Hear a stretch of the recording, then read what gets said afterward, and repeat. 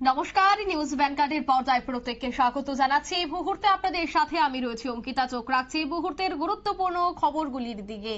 গতকাল রাতেই মেলারমাঠ স্থিত একটি শপিং মলের সামনে গ্যাসের পাইপলাইন থেকে অগ্নিসংযোগ জানা যায়। সন্ধ্যা রাতেই ঘটে এই ঘটনা মেলারমাঠ এলাকায়।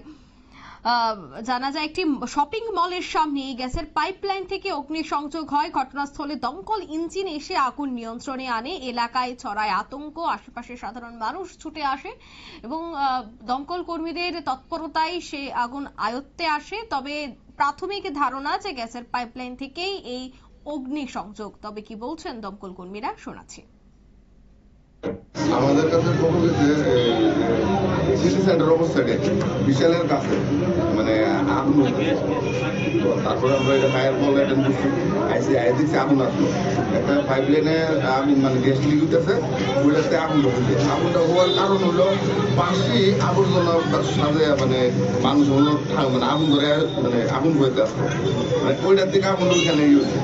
আমি আগরতলাবাসীর মানুষের লাগে একটা মানে রিকোয়েস্ট করুন, শীত প্রচন্ড মানুষ আমরা আগুন পাই, কিন্তু পারিপার্শ্বিক দিকটা একটু ধিক্কা আমরা যাতে আগুন না পাই, এটা আমরা স্বাস্থ্যের জনসাধারণ সাথে এটাই আমি মানে সরকার। যদি আপনারা টাইমের মধ্যে না পৌঁছতেন তাইলে কি হতে পারতো? এটা একটা শপিং মল, হ্যাঁ এখানে শপিং মল আছে, তাছাড়া হ্যাজার্ডিতে গণবসতি এখানে সব মানুষের সমাগম এখানে হয়। যদি আগুনটা আমরা মানে যত সময় না আসতাম আরো বড় আকার ধারণ করতো। এখানে বড় দোকান আছে, একটা কনস্ট্রাকশন কাজ চলছে। যে কতক্ষণ সময় নিলেন আপনারা এই আগুনটা নিবেন?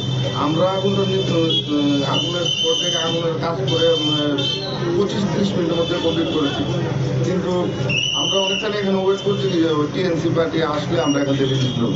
এখন কি নিয়ন্ত্রণে আছে? হ্যাঁ এখন পুরো নিয়ন্ত্রণে, তারা আমরা আসতে আমরা তারা এটা কাজ করতে পারবো, কাজ করতেছে। আমরা এখন আমরা উচিত কয়টা ইঞ্জিন মানে ঘটনাস্থলে?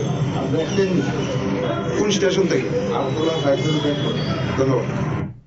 আগরতলা ফায়ার সার্ভিস হেডকোয়ার্টার থেকে দমকল কর্মীরা ছুটে আসে এবং দমকল কর্মীরা জানাচ্ছেন যে এই যে জায়গায় এই অগ্নিসংযোগ ঘটে তার সাথেই বহু মানুষ এখানে আগুন পোহাচ্ছিল, আর সেই আগুন থেকেই নাকি এই অগ্নিসংযোগ পাইপলাইনে চলে যায় সেই আগুন। তারপরই সেখানে আগুন ধরে যায়, অগ্নিসংযোগ হয়। তারপর খবর দেওয়া হলে সঙ্গে সঙ্গে সেখানে দমকল কর্মীরা ঘটনাস্থলে উপস্থিত হয়েছে। রীতিমতো আতঙ্ক ছড়িয়ে পড়ে এলাকা জুড়ে। নিয়ে নিচ্ছে ছোট্ট একটি বিজ্ঞাপন বিরতির সঙ্গে থাকুন।